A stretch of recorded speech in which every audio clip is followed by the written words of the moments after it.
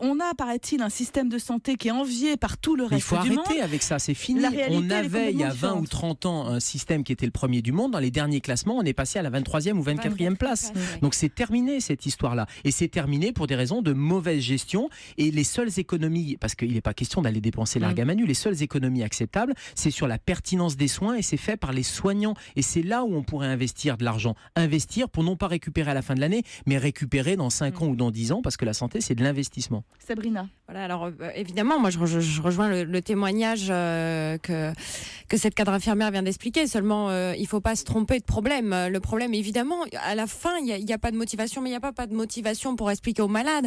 Le cerveau est en surchauffe en permanence parce il faut que je regarde la radio de Monsieur Tant, il faut que je regarde le bilan biologique. Le laboratoire vient d'appeler pour dire que les plaquettes de Monsieur Untel n'étaient pas normales. Et à un moment, on oublie, même moi, je suis obligée de coller des étiquettes de malade après malade pour être sûre que je ne vais pas en oublier un. Et ça m'est arrivé avant de coller de dire ah mais mon Dieu, lui ça fait 4 heures, j'ai oublié de le prévenir parce qu'on est en surchauffe permanente. C'est pas qu'on veut pas.